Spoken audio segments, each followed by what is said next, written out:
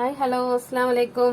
അപ്പം ഇന്ന് നമുക്ക് പച്ച മാങ്ങ വെച്ചിട്ട് ഒരു അയില അടിപൊളിയായിട്ട് നമുക്ക് മുളകിടാം. അപ്പം അതിലേക്ക് വേണ്ടത് എന്തെന്ന് വെച്ചാൽ വലിയ ഉള്ളി, പച്ചമുളക്, വെളുത്തുള്ളി, ഇഞ്ചി, കറിവേപ്പില, കുറച്ച് ചപ്പും പൊതിരി എടുത്തിട്ടുണ്ട്. അതുപോലെ തന്നെ ഒരു 6 തക്കാളി, കുറച്ച് അയില.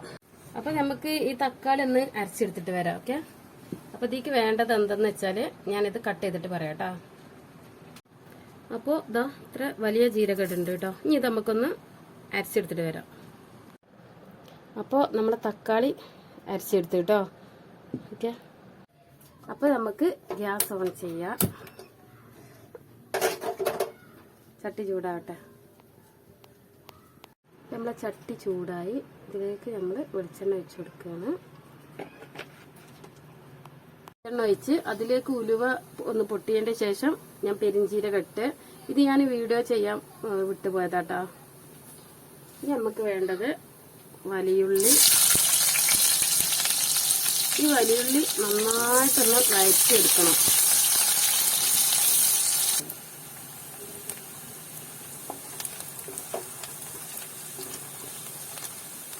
അപ്പൊ നമ്മളെ ഉള്ളി നന്നായിട്ട് വഴറ്റി വന്നിട്ടുണ്ട്. ഇനി നമുക്ക് ഇതിലേക്ക് വെളുത്തുള്ളി, ഇഞ്ചി, കറിവേപ്പില ഇവ മൂന്നും ഇട്ടിട്ട് നന്നായിട്ട് ഇളക്കി ഒന്നും കൂടെ വഴറ്റിയെടുക്കുക. അപ്പോൾ ഇനി നമുക്ക് പച്ചമുളക്, ചപ്പും പൊതിന് ഇതൊക്കെ ഇട്ടിട്ട് നന്നായിട്ട് ഒന്നും കൂടെ ഇളക്കി വഴറ്റിയെടുക്കുക. അപ്പം നല്ലൊരു സ്മെല്ലൊക്കെ വരുന്നുണ്ട്. എല്ലാം കൂടെ എണ്ണയിലിട്ട് മൂപ്പിച്ച് വഴറ്റി വന്നതിൻ്റെ നല്ലൊരു അടിപൊളി സ്മെല്ല് വരുന്നുണ്ട്. ഇനി നമുക്ക് ഇതിലേക്ക് വേണ്ടത് നമ്മൾ നേരത്തെ അരച്ച് വെച്ചിട്ടുള്ള തക്കാളിയും പെരിഞ്ചീരകമില്ല, ഇത് ഇതിലേക്ക് നമുക്ക് ഒഴിച്ചെടുക്കാം.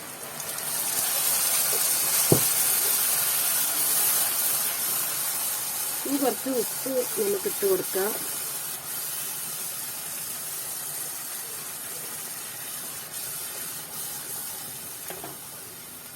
അപ്പോൾ തക്കാളി ഒഴിച്ച് നന്നായിട്ട് തിളച്ച് എണ്ണയിലൊക്കെ നല്ല മൂത്ത് തിളച്ച് വന്നിട്ടുണ്ട്. ഇനി നമുക്കിതിലേക്ക് കുറച്ച് വെള്ളം ഒഴിച്ചു കൊടുക്കാം. അപ്പോൾ ഞാൻ കുറച്ച് വെള്ളമൊക്കെ ഒഴിച്ച് നന്നായിട്ട് തിളച്ച് വന്ന് ഇതിലേക്ക് ഒരു 1/2 സ്പൂണ് മഞ്ഞൾപ്പൊടി, 2 സ്പൂണ് മല്ലിപ്പൊടി, അതുപോലെ തന്നെ എരിവിനനുസരിച്ചാട്ടാ മുളക് പൊടി. ഞാൻ ഇവിടുത്തെ മുളക് എരിവുള്ളതുകൊണ്ട് 1.5 ടീസ്പൂൺ മുളക് പൊടി എടുത്തിട്ടുണ്ട്. ഇത് നമുക്ക് ഇതിലേക്കാണ് ചേർക്കാം. ഇത് നമുക്ക് വേണമെന്നുണ്ടെങ്കിൽ നമ്മളാ തക്കാളി ഒഴിച്ച് കൊടുക്കുമ്പോൾ അതിലേക്ക് ഇട്ടാൽ ഒന്നും കൂടി ടേസ്റ്റ് കൂടും. പക്ഷെ അത് എന്താ പറയുക, എൻ്റെ കയ്യിൽ നിന്നൊന്ന് ശ്രദ്ധ വിട്ടതാണ്.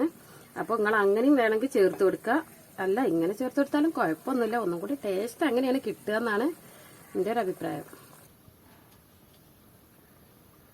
അപ്പം നമ്മളെ കറി നന്നായിട്ട് തിളച്ച് ഷാറായി വന്നിട്ടുണ്ട്. അപ്പം നമുക്കിതിലേക്ക് മാറ്റി വെച്ച പച്ച മാങ്ങ ഇട്ട് കൊടുക്കുക. അതുപോലെ തന്നെ നമ്മൾ മീനും ഇതിലേക്ക് ഇട്ട് കൊടുക്കുക കേട്ടോ. നമുക്ക് ഒരു 3 മിനിറ്റ് ഇത് നന്നായിട്ടൊന്ന് അടച്ചു വെച്ച് വേവിക്കാം. അപ്പോൾ ഒരു 3 മിനിറ്റൊക്കെ ആയി കാണും. നമ്മളെ കറി ഉഷാറായിട്ട് തിളച്ച് വന്നിട്ടുണ്ട്.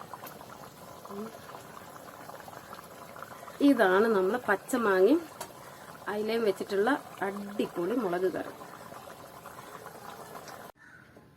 അപ്പോൾ ഇതാ കണ്ടല്ലോ, നല്ല അടിപൊളി ടേസ്റ്റി ആയിട്ടുള്ള അയില മുളകിട്ടത്. അപ്പോൾ വീഡിയോ ഇഷ്ടപ്പെട്ടാൽ എല്ലാവരും സപ്പോർട്ട് ചെയ്യാൻ മറക്കല്ലേ. സപ്പോർട്ട് ചെയ്യണം, ലൈക്ക് വേണം, കമൻറ്റ് ചെയ്യണം. അതുപോലെ തന്നെ നിങ്ങളെല്ലാവരും സബ്സ്ക്രൈബും വേണം. ഓക്കെ, ഇൻഷാ അല്ലാഹ് അടുത്ത വീഡിയോ ആയിട്ട് ഞാൻ വീണ്ടും വരാം കേട്ടോ.